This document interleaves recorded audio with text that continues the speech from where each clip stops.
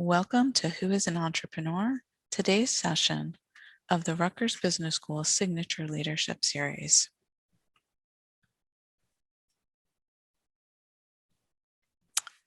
Today's webinar is offered in valued partnership with Tech United NJ, previously known as the Tech Council of New Jersey. Tech United NJ empowers innovators, entrepreneurs, and instigators, and we thank them for their support. The Rutgers Business School Signature Leadership Series is a relatively new learning opportunity that brings our audience lessons of resilience, resourcefulness, responsibility, and reinvention through conversations with thought leaders and business leaders from across industry spectrums. I'd like to start by telling you a little bit about our moderator before handing things off to today's presenter. Mukesh Patel came to Rutgers Business School with extensive experience as a serial entrepreneur and executive board advisor.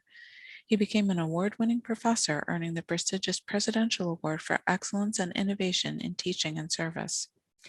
He's always swarmed by students in the halls of RBS, when it's not COVID, but he also teaches at the Law School, Engineering School, School of Arts and Sciences, and Honors College. At the business school alone, Mukesh is the director of 3 different centers. He's certainly one of my favorite people to learn from, and Mukesh will lead the discussion that follows today's brief formal presentation. Now, it's my pleasure to introduce our presenter. Yazdani is founder and partner at Cota Capital, a San Francisco-based investment firm with $1 billion plus in assets under management that is focused on modern enterprise technology companies. Cota has invested in more than 100 private and public technology companies. Before forming Cota Capital in 2014, this ranked angel investor spent over 20 years investing in technology companies both individually and since 2006 through his family office Signature Capital. In 1997, Bobby founded Saba Software, which went public in 2000 and was recently acquired. At Saba, Bobby served 2 stints as CEO for a total of 17 years. Prior to Saba, he served in various roles in product development at Oracle. Bobby's first investment was to medical technology company Masimo, where, in addition to providing capital, he wrote software to enhance the accuracy of the company's early neonatal pulse oximeters. Bobby holds a BA in Applied Mathematics from UC Berkeley.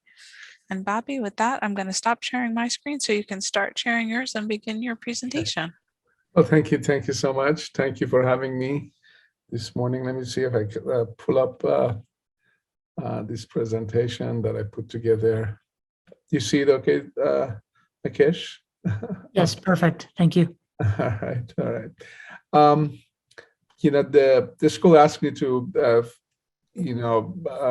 to present some materials, and what was in my mind or what I'm thinking at this time. And actually, this presentation has come together over the past year, as my own team typically ask me, what's the best way to identify great entrepreneurs? I've been around entrepreneurship for a long time. I have invested in some 200 early stage companies. I have had the pleasure and the fortune to work closely with many entrepreneurs building great companies. And the question that has come up often is, what are the characteristics of great entrepreneurs? What I look for when I'm investing in them, supporting them, and whether entrepreneurship is for everyone. And let me start with the answer. The last question is that entrepreneurship is not for everyone. It takes a unique set of characteristics and desires to essentially to establish yourself as a great entrepreneur. So these are a series of thoughts that I have put together. These are some of my learnings over years that I've put together. By no means anything is absolute in this presentation. It's just my takeaway over years. I've tried to put it into a few words to summarize my takeaway from it. So who's an entrepreneur? I mean, one of the, I believe the key characteristic is that they always see themselves as the underdogs. I mean, they're always, I remember my My very first job out of university was working for Oracle, and they were the underdogs. IBM was the big was the big company at the time, and here it is a couple of $100 million company with a few hundred employees going after an absolute iconic technology company of the time, IBM. And this essentially state of being an underdog, it actually creates significant momentum. When you're an underdog, you have only one way to go up. There's not much to lose. So when you don't have much to lose, you can bet everything that's in front of you. So the first characteristic that I look for in a great entrepreneur is the fact that they have a sense of being an underdog and they have something to accomplish or something to overcome. The second part of it is this notion I refer to it as the creative spirit. There is sort of like this very strange mindset or a place where there is this balance of left brain and the right brain. It's sort of like they have this state of underdog, but they have this creative, or they see something that others don't see, and that creative mind essentially have identified an opportunity or a hole or an abstraction that others don't see. And there are elements of creativity that I see in most of great entrepreneurs, that they see things differently. They talk about it differently.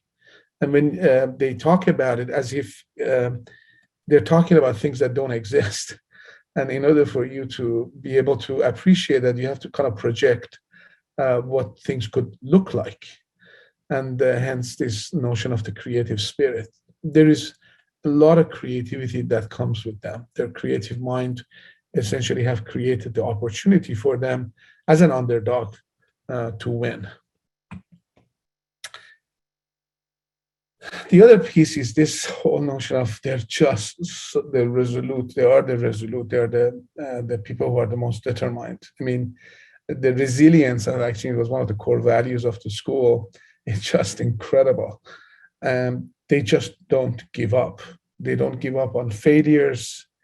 They don't give up on no's. They don't really give up when things don't go according to plan. They're constantly managing risk with an assumption that things are not going to go in the way they assumed it's going to go.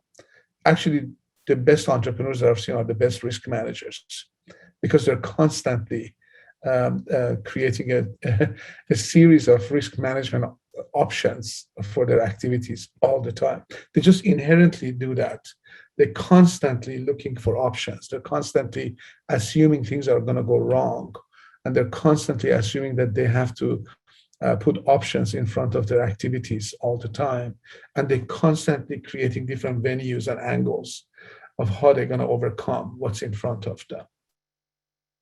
I'll tell you one thing. I mean, when I started my journey as an entrepreneur, and I've had several and many series of these, I still keep the rejection letters. I have all of them. I have all the emails that people didn't believe in me. I remember all the people who said there is not a chance that I can succeed. And a few years later, running a public company, I look back and I realized that what was burning inside of me was the desire to win, desire to be right.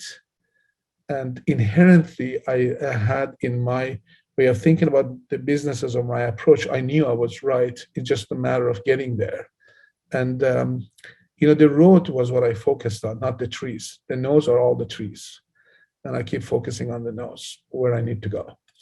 And constantly risk managing it, constantly creating options. I never had a single point of failure. I try to put in place multiple opportunities to move forward. The other characteristic about the entrepreneurs, that they are truly the outsiders. They just most of these guys don't fit in. I mean, they just don't fit in. There's something different about them.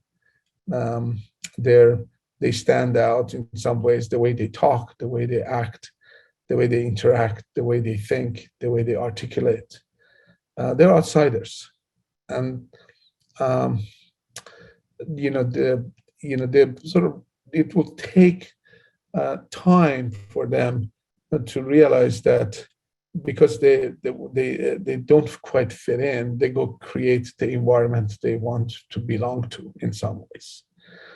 So they kind of take all of that creativity and all that energy, and by being outsiders, they typically go create their own businesses or their own environments where they're no longer outsiders. They are the insiders in their efforts and in their business. So that's another thing that's stand as a standard for great entrepreneurs, that they are defiant outsiders. They are, you can look at, many great entrepreneurs in our country and how different they were, and they were kind of the odd.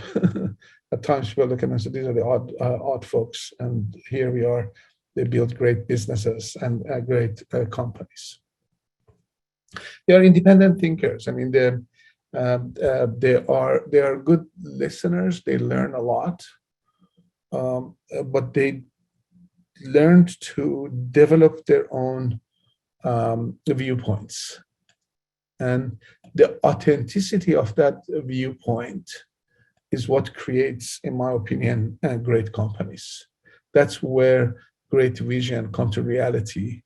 When a great entrepreneur has the capacity to learn, to listen, solicit, chase signals, ideas, conversations, and then they would translate them in their own authentic understanding.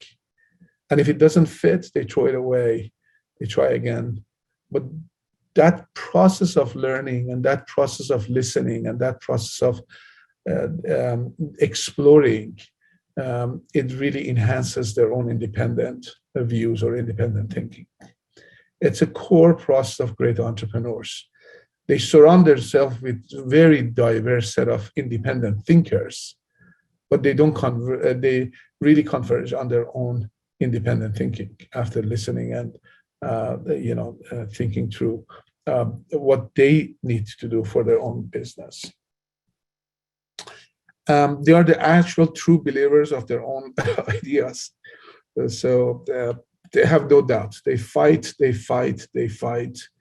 have the resilience, and they're the true believers. I mean, they're the one that it stands out as the universe for them is that state of truth, and there is no other truth. And because of that state of mind, people will follow them. Once they convince them that is the state of truth, people will follow them and fight with them, essentially, to achieve that outcome that they're looking for.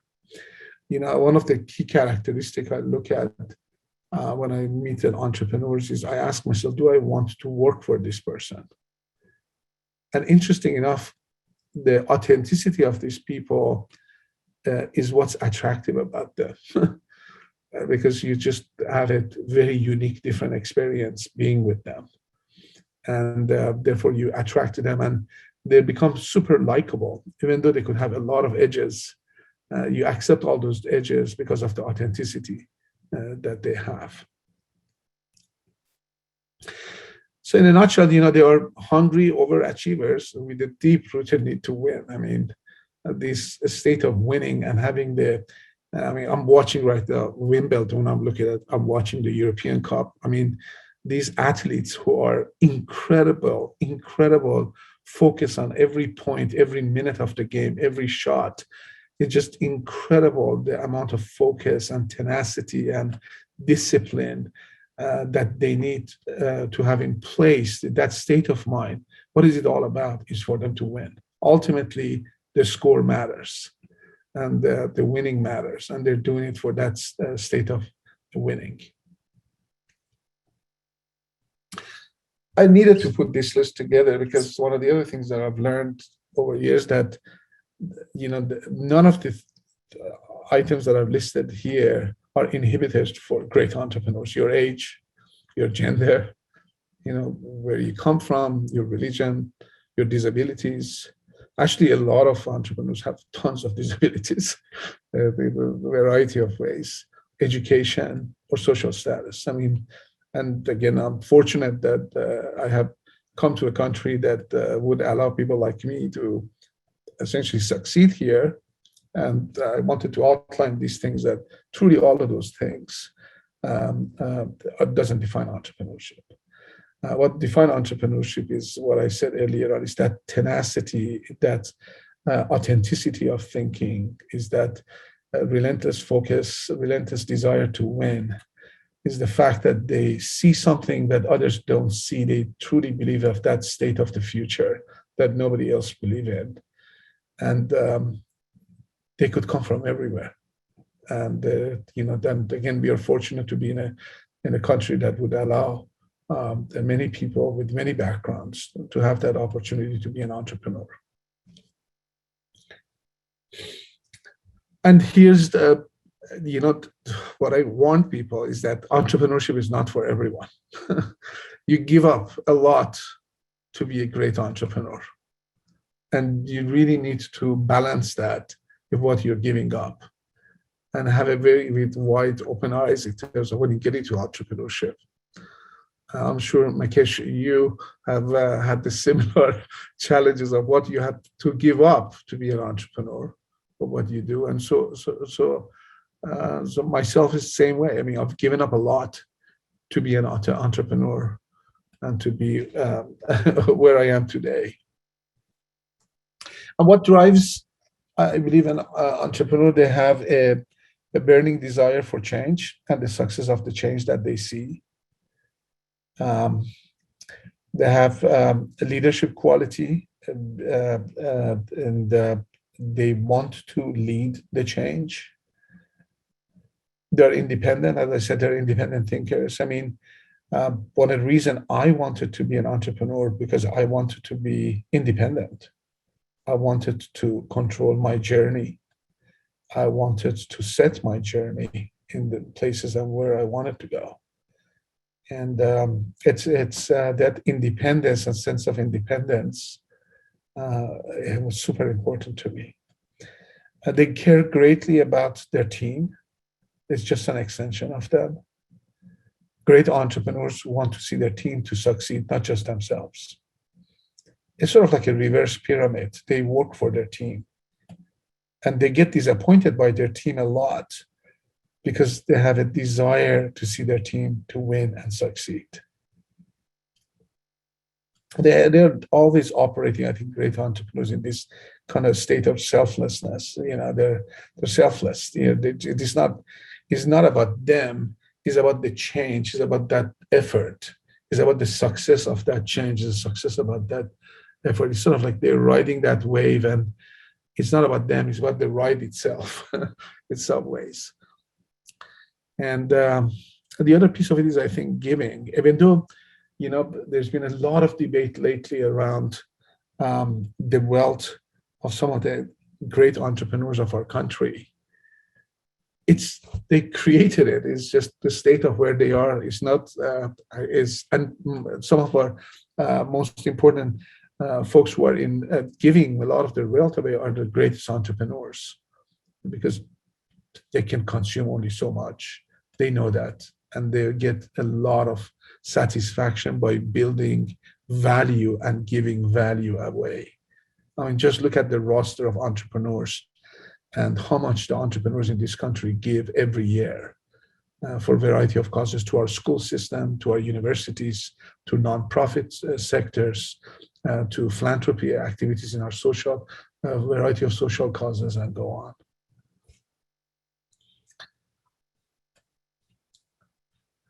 That I talked about, and this is actually an interesting time. One of the things that I hope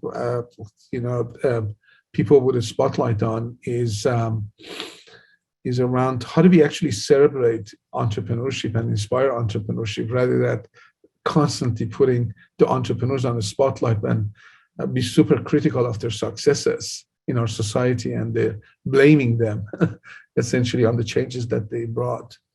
I think We can inspire entrepreneurship by actually amplifying benchmarks. What I'm talking about is having a way to measure the success of entrepreneurs and showing it to others, what that success looks like. I think benchmarking is a way to inspire people, where they can essentially benchmark themselves against the performance, the certain level of performance is expected. We need to celebrate the success of entrepreneurs, not constantly put them on a spotlight of what are the 5 things they did wrong. What about we celebrating all the successes and the changes they brought? We do need, and we are documenting a lot of the history of their successes and essentially promoting them. I think that's what successes and failures of them is important. And some of these efforts that the university is doing is teaching the history of entrepreneurship. It's critical. And then I just put this other piece together because I think there is a very healthy debate right now in the tax, in the way the tax laws and the regulations and variety of many things that are confluencing, all coming together. And all of these things that I've laid out here, it's going to make a difference of the culture of entrepreneurship. The culture of risk-taking and failure as a badge of honor, in some ways, has to be inherent in the culture. I mean, I've seen many societies, many countries that failure is not accepted by the society. And accepting failures as a point of learning is important part of the development of a society to promote entrepreneurship. So we want to promote the culture of risk-taking because without risk-taking, there's no change. We do want to celebrate failures not as the end of the game, is the beginning of the new. We need to constantly, through our tax system, through education, essentially promote risk capital so that risk capital is available for entrepreneurs, and our tax system to support that. And changing the tax system where you are taking away the risk capital and promoting the risk capital as an important tool of entrepreneurship, I believe is bad for our country. I think the government regulation and government support is necessary for promotion of entrepreneurship. Taxation, of course, is one piece of it, and promoting risk capital is another piece of it. But also government support. I mean, you look at what NIH does every year and having the money available for peer research. The research ultimately, whether in the university system or in the hand of private companies, will turn into innovation and ultimately change. And I said, the academic support, I mean, there are now at Berkeley or at Stanford, where I'm close to, there are tons of support by the university to promote the entrepreneurs within, so they can take their innovation out from the university system, ultimately bring it to the markets. And that's also super important. And some of the work that the university here is doing is promoting the entrepreneurship, which is absolutely necessary. I kind of want to finish up. When I make an investment into an entrepreneur, I don't actually start with the individual itself. Now I'm putting my finance hat on. The very first thing I analyze is the potential of the change. If I cannot articulate, do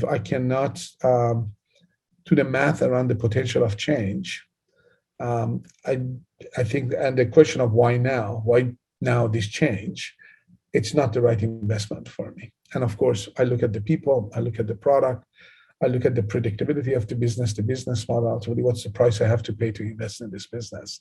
This is a framework that we use at Cota to basically give us the capability to make an investment and have a consistent way of looking at the opportunities that's in front of us. So with that, Mukesh, I'll pass it on to you. I hope this was helpful. And happy to take questions or happy to go anywhere you want to go. So, Bobby, thank you so much. I loved your second slide, the one word underdogs. I think it captures a lot of the elements that you talked about and even the core values of RBS. So there are a couple of questions in the Q&A. I will articulate and summarize some of these and categorize some of these. So a shout out to Namita Sharma, who says that, okay, as entrepreneurs go through these series of failures before becoming successful, what is the way to stay focused amidst the failures in that journey? So the question really is around focus. How do you not get distracted or demotivated? And then Mike Feldman, shout out to Mike. Also, what keeps you going when you experience these rejections after rejections? In other words, how does an entrepreneur stay motivated and on the top of their game? So you can share your insights and thoughts or experiences or advice around focus and motivation. Yeah. Despite all the rejections and failures along the way. Yeah.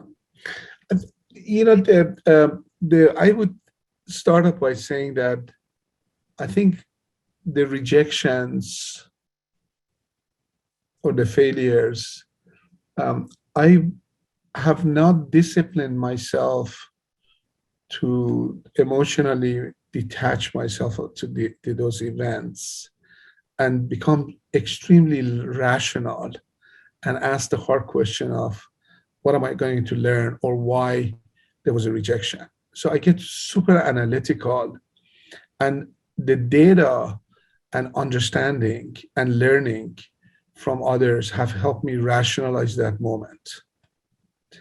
So I think it's a self-training, is self-reflection that one needs to have that says, look, any of these events or failures or signals or rejections is an opportunity to ask questions to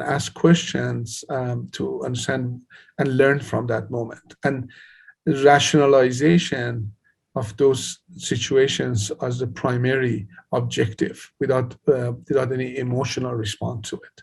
So I get to the question of why. Why did they say no? I keep asking why, and I'm asking more whys. And I think that that has helped me to get to a rational state that says either I did something wrong, or I have to change or evolve or learn from the rejection, or I disagree with I call those are actually false negatives in some ways.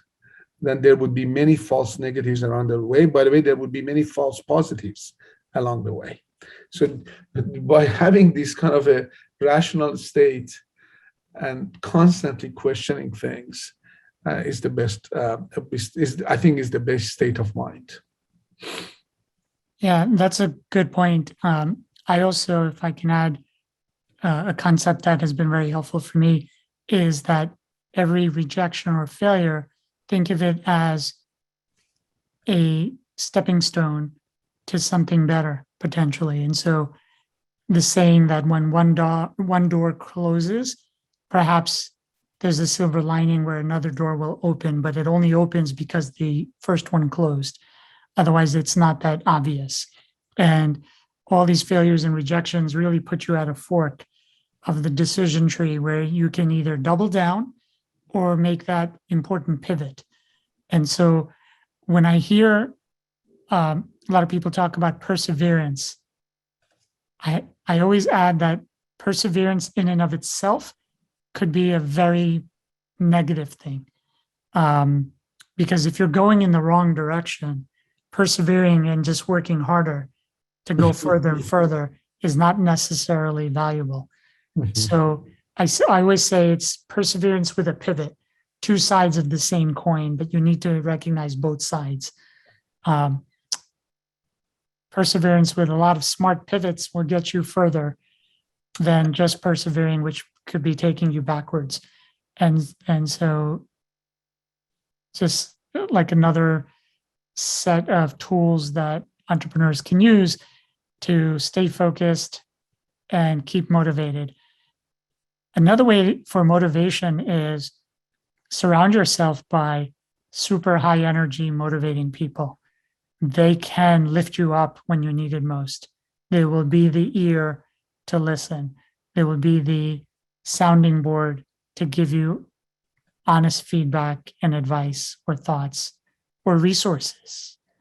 And if they've been down that journey themselves, they'll bring a sense of empathy and compassion to fuel you when you need it the most.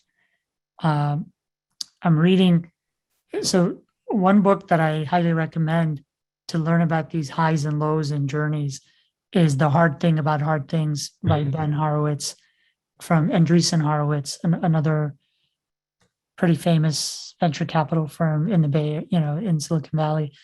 And he talks about his journey, and it's a roller coaster.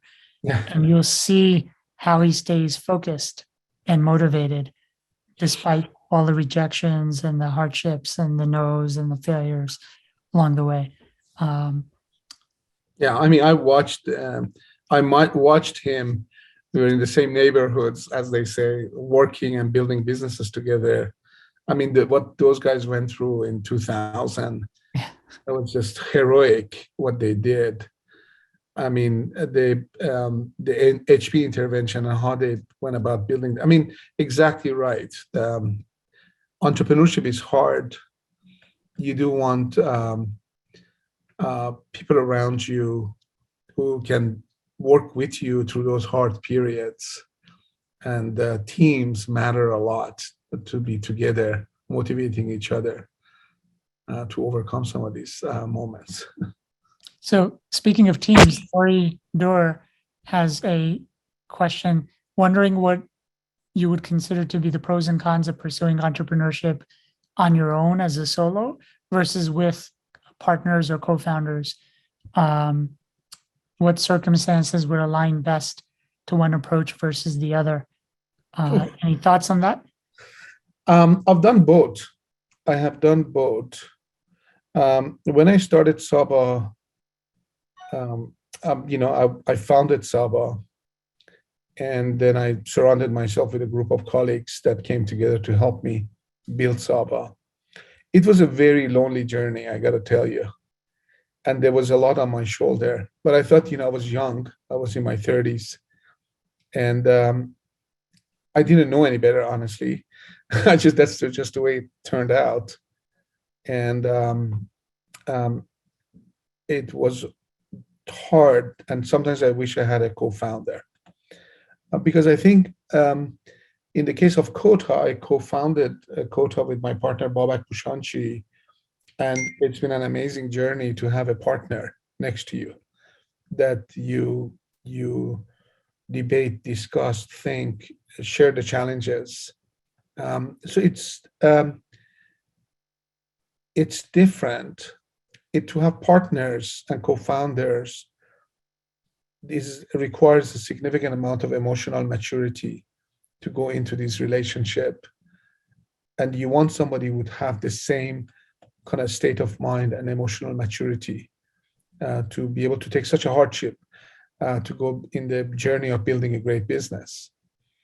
And that requires a lot of maturity and respect and space at the same time to have co-founders and partners in building businesses.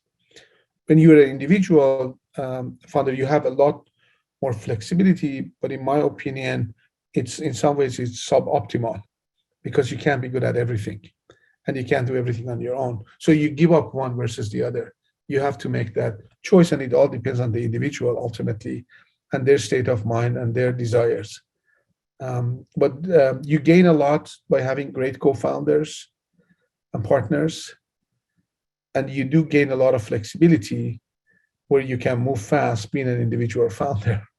So both are in existence. Yes, I would absolutely concur with your thoughts there. And I would add a couple of other things. I looked at some of the data from YC companies, Y Combinator companies. Y Combinator is one of the most influential, prominent, successful tech accelerators. They invest at early stage companies. They take a little equity and then they introduce you to the world of investors through that journey. They provide mentorship and guidance. They have invested in hundreds of startups and entrepreneurs. And a recent data point is interesting. They looked at 100 unicorns that they've invested in through the YC platform. Unicorns are private companies that have achieved $1 billion or more in valuation without having done an IPO, an initial public offering, or and while remaining as a private venture. And of the 100, what they found was that 10% of the companies they've accepted were solopreneur founded companies. 90% had 2 or more co-founders. And of the unicorns, of the 100 unicorns, 4% were solopreneurs, 96% had co-founders.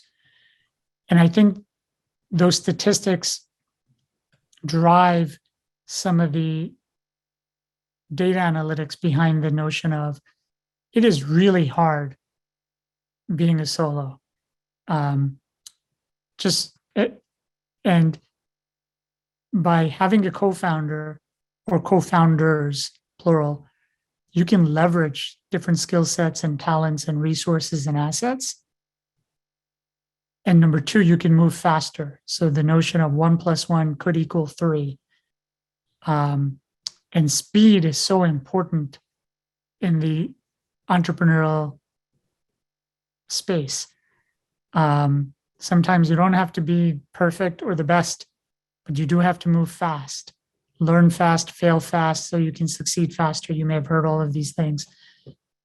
But the concept of speed and leveraging human capital with people that have complementary values, aligned values, but complementary skills and networks and assets and experiences to bring to the table. That diversity could be a huge opportunity. And it's great having a partner when you're down, when you're needed most. Someone who resonates. Look, no one else may feel the pain as much as you if you're the founder or the original founder. No one else may care about the problem or the solution you bring to the table. You may feel it the most, but it's great to have partners in your corner on your team when you're trying to score that goal or defend from an attack. When you're playing a defensive position versus an offensive position, it's great to have those two teammates. Just think about like a soccer,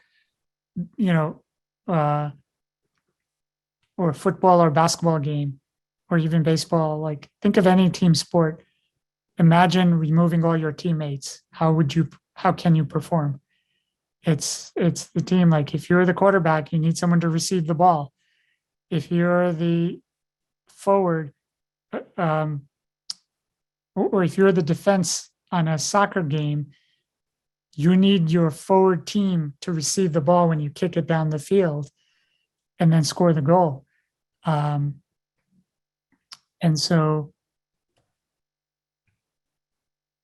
from that perspective, I think there's a lot more benefits, pros than cons, of having co-founders. Of course, you need to have hard discussions with them early on about everything from aspirations, constraints, alignment, vision, strategies, tactics, resources, networks, equity, all those kinds of things. But those are easier than some of the hardships you will face in that journey. And so think of it that way, like you bite the bullet, have those hard conversations early on.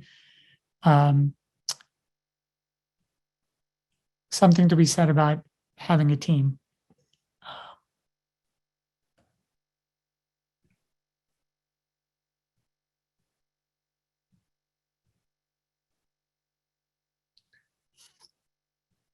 Chanel, you asked the question, what are your 5Ps again? So you will receive an email to this recording, and in there you'll be able to access everything. But just going off memory, a lot of it was.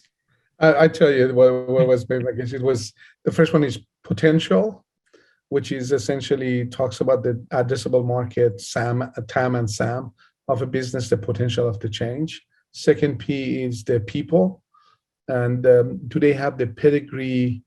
Why them? Why are they're the right people with this opportunity set? Third one is the product. Essentially, what is the unique offering, differentiated offering for this potential market? Fourth one is predictability. We want models, business models that are more predictable.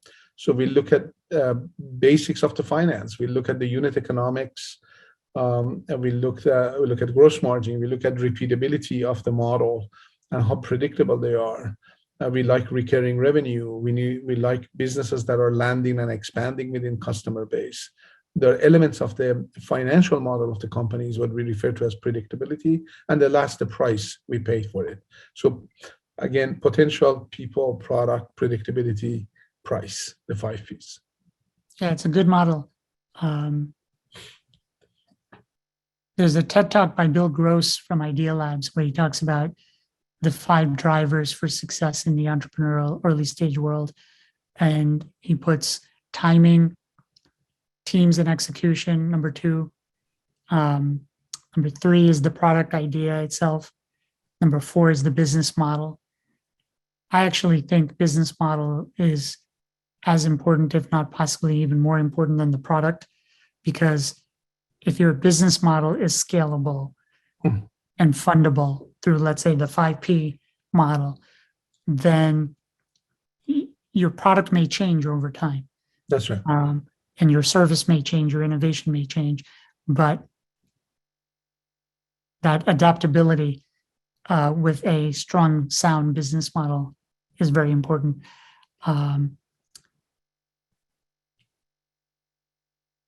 And then, so Mehdi has a question. Does Cota invest before Series A? We don't. We are really a Series A, Series B investor in our private. Cota is a US focus, enterprise tech focus. We are not a consumer tech focus. And in our enterprise tech, there are 4 thematics that we invest. We invest in infrastructure. Infrastructure could be the next generation data center technology.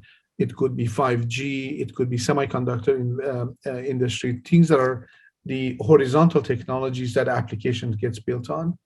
We also invest in what we call AI-enabled automation. So we look at the characteristic of automation that been infused essentially with AI capability. And there are 2 verticals, financial services, fintech, and health tech, that we have teams and practices in each of these 4 areas. In our private, we have essentially strategies that invest in Series A and Series B. And then we have other strategies that they do late stage private. This is typically what we call pre-IPOs or mezzanine rounds of financing. And then, of course, we also have a public product offerings that we look at the strategy on. If we can't catch great companies in private, that doesn't mean we cannot buy them in public market. We still gotta buy them and want to hold up because they're great companies.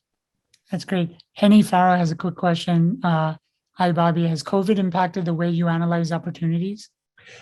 You know, it's been difficult, Henny. It's been difficult because I always love to have social time with our entrepreneurs. That's been very difficult. This way they get to know us as people and we get to know them as people. But now that things are opening up, it's just amazing. Yesterday I had a workshop with an executive team at our offices. And it was just so wonderful to see everybody in person. The methodology hasn't changed. The thinking hasn't changed. We use the same approach in making investing decision.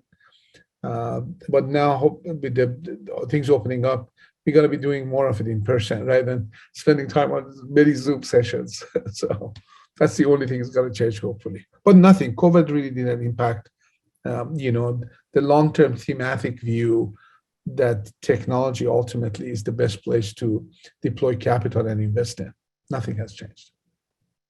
Very interesting. Michelle Evans has a quick question. Can you briefly discuss the importance or non-importance of mentors?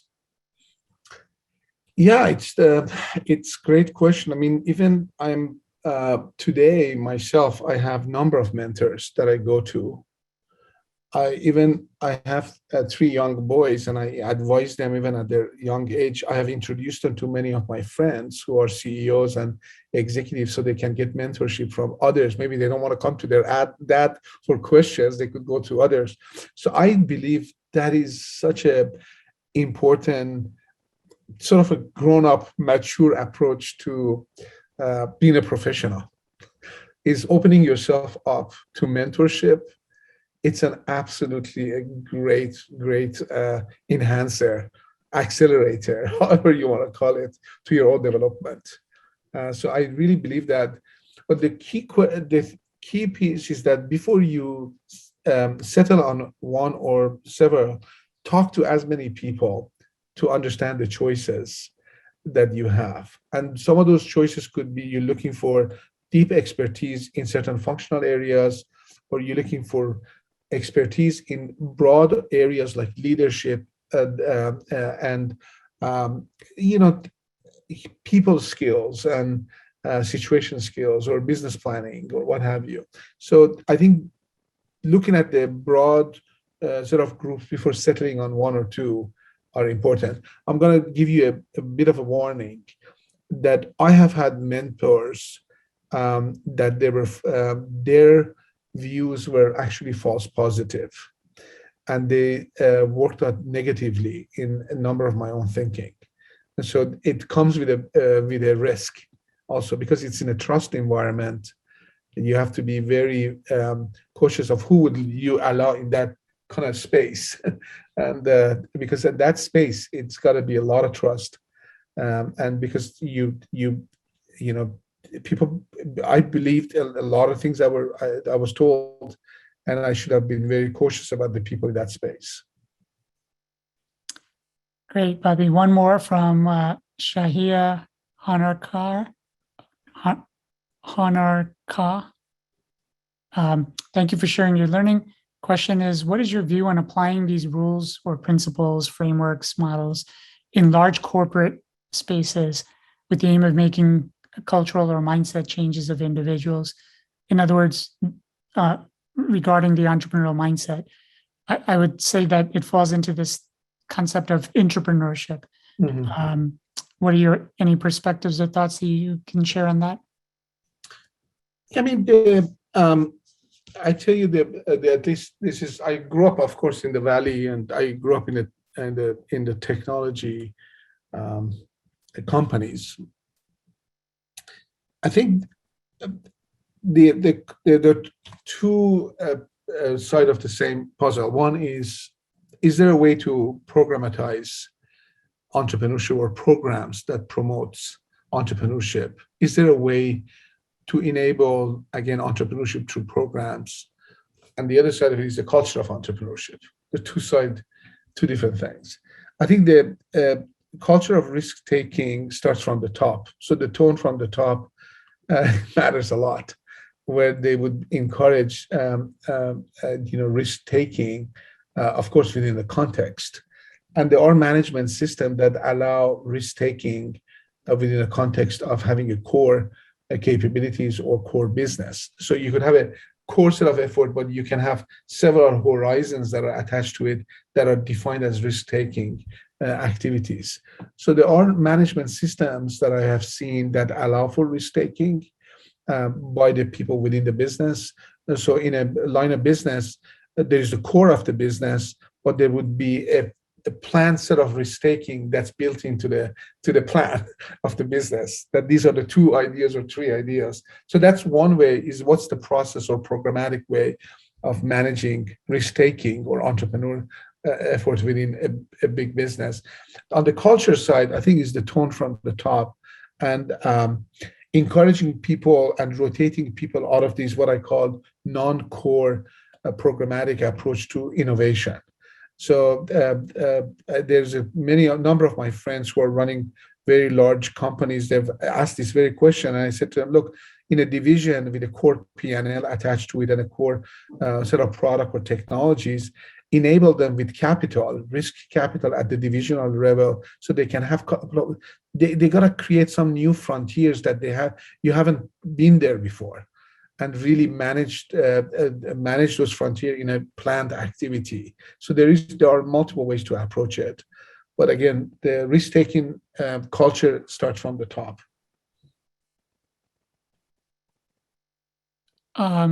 Michelle Evans has another question here. Can you briefly discuss the difference between owning a business versus being an entrepreneur? Because there are these small business owners or family business owners versus an entrepreneur. Like, any thoughts regarding the philosophy around the distinction?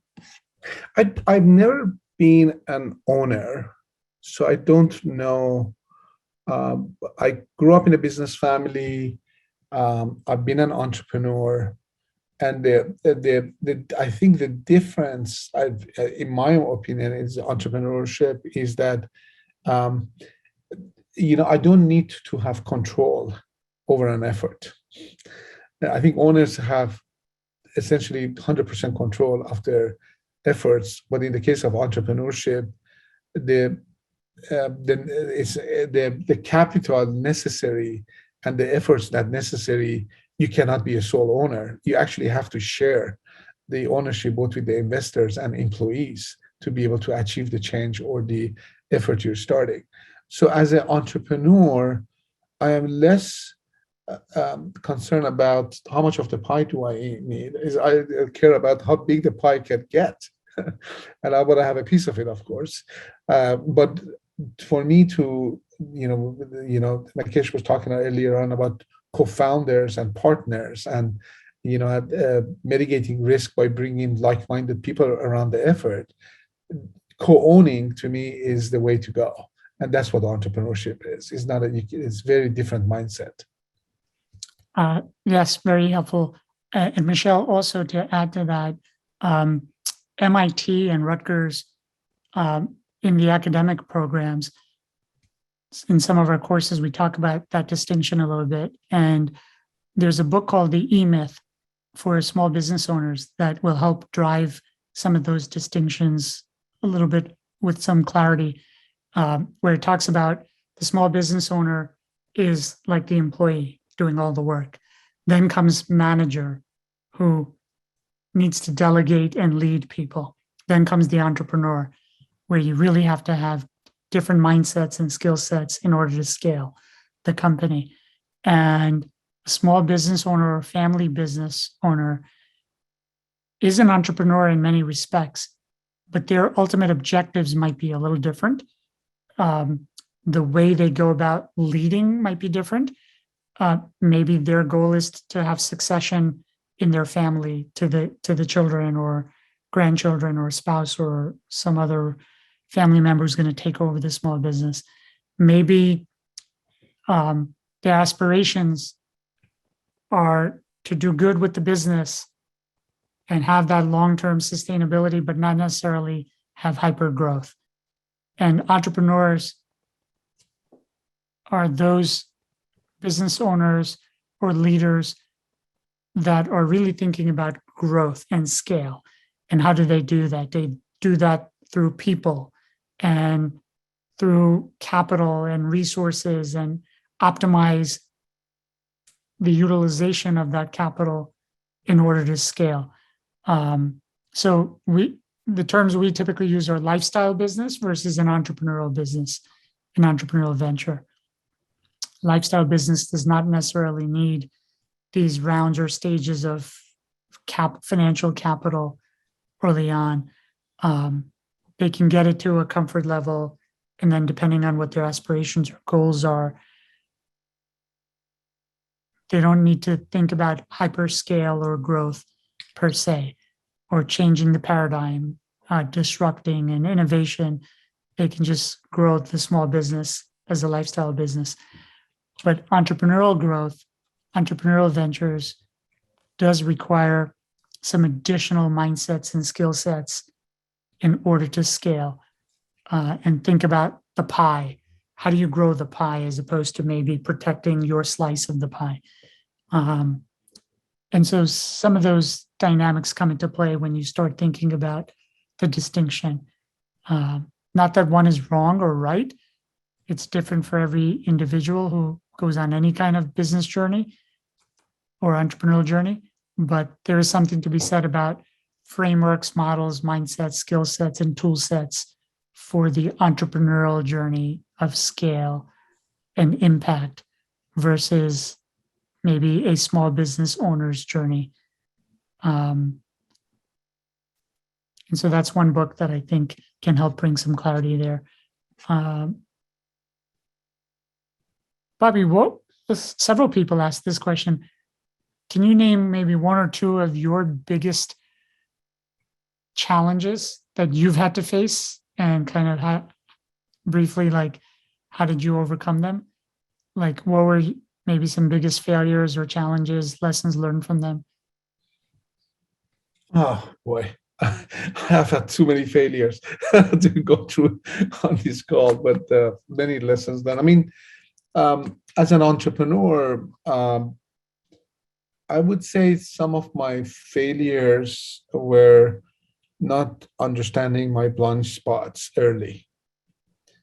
And what I mean by that is that I think we have a tendency to live with our prejudices and our past experiences, and having a self-awareness around where are your blind spots, and having people, trusted people who can help you recognize those blind spots.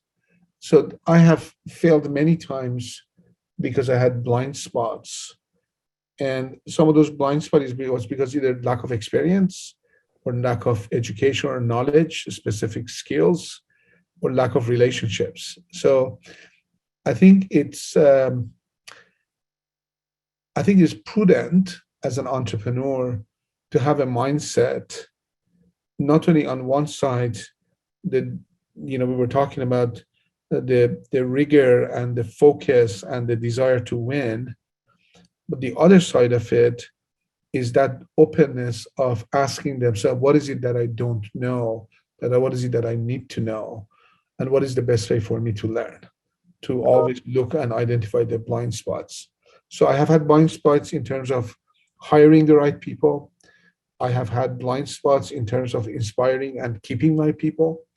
I've had blind spots in terms of my own level of focus on the business and stretching the team or stretching the business too thin at times, trying to do too many things, or growing too fast, not having the operational or organizational capabilities one needs to accommodate that kind of a growth and change.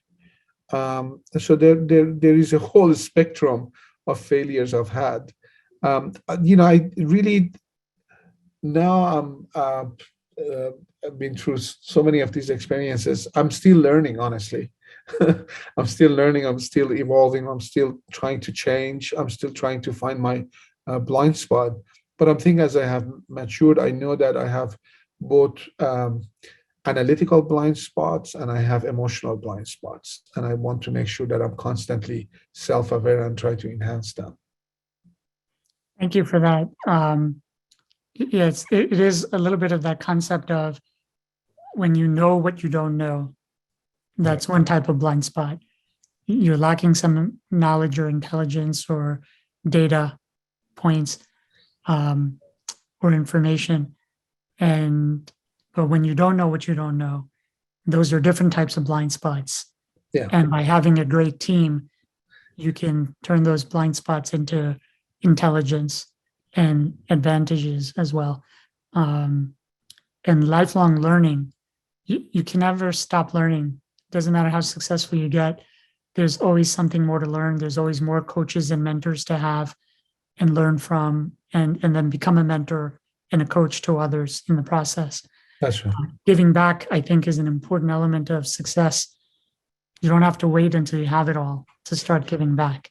You can share experiences, insights, become a mentor early on in your career, and have several mentors.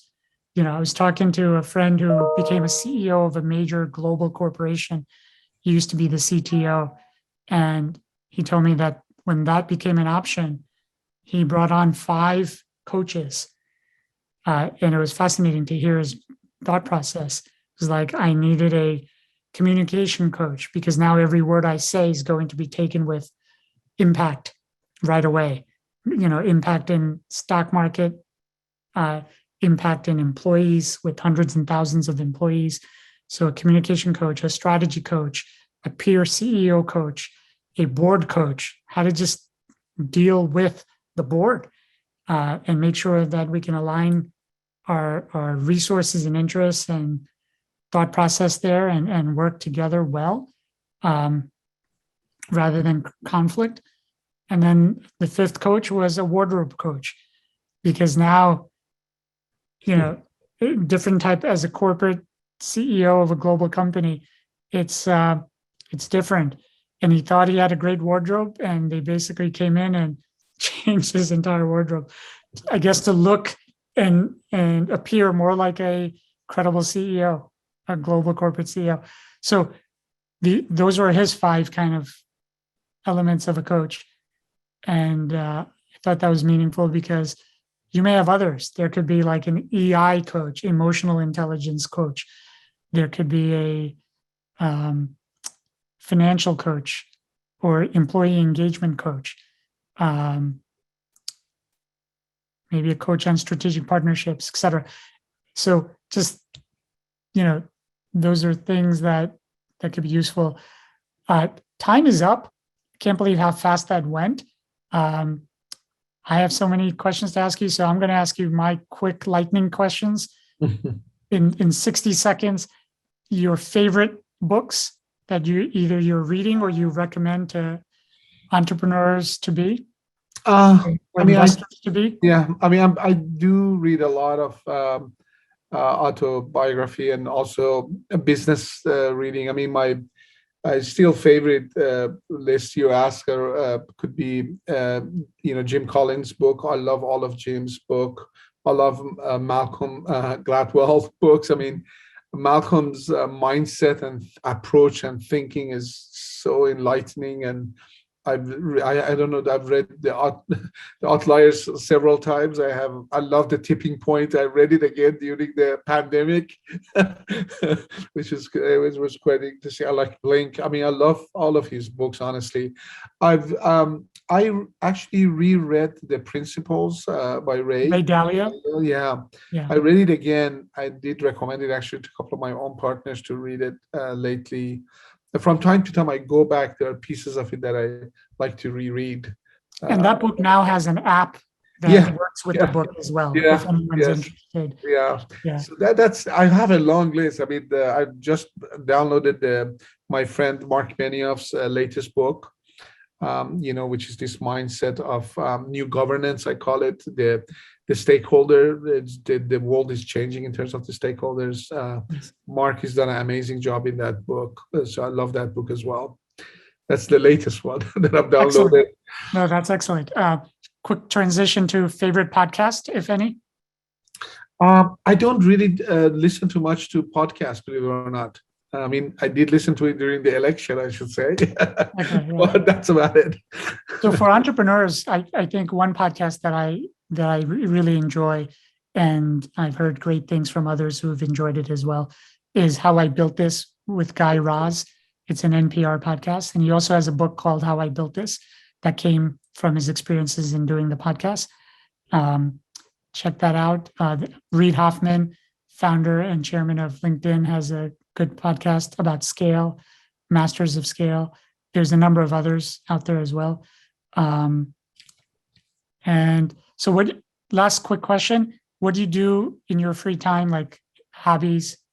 I'm an avid tennis player. So I try to play tennis 2 to 3 times a week. During ski season, I try to ski anywhere between 20 to 30 days a year.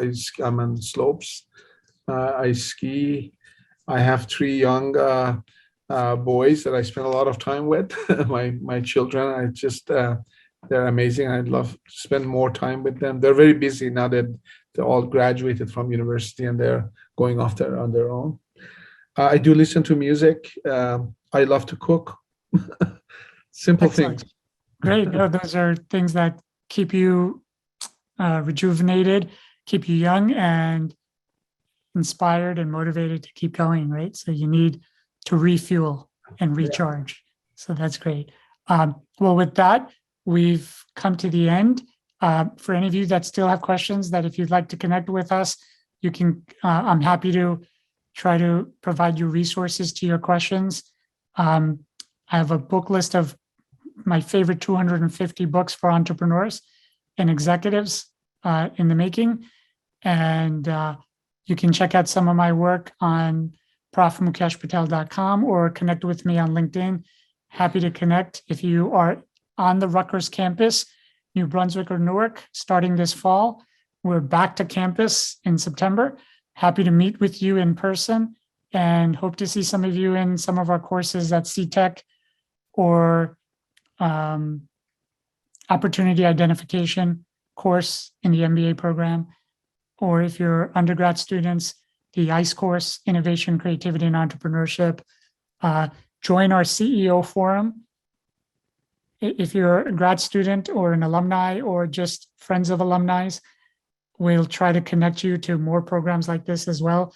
And thank you, Margaret and RBS and Executive Education for launching this leadership series program and hosting Bobby and myself. Really enjoyed meeting you, Bobby. And I have a number of companies founded by some great Rutgers alums that I'd like to introduce to you, Bobby, maybe on a quick 5-minute pitch at some point. Sure. One quick comment about mentorship.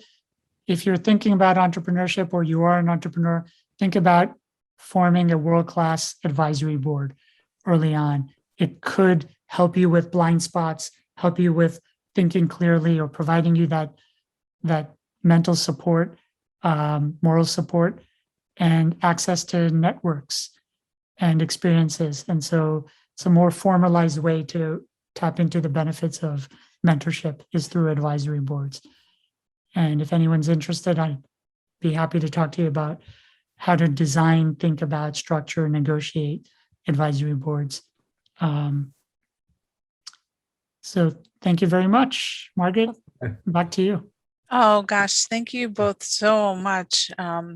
On behalf of myself, certainly, and Dean Lay's lifelong learning team, much gratitude. And we went a little over today, so for the extra time, certainly, but an extremely informative and relevant presentation and conversation about both of your leadership journeys and entrepreneurial experiences. And I thought, for me, the big takeaway was that there really is a difference between a business owner and an entrepreneur.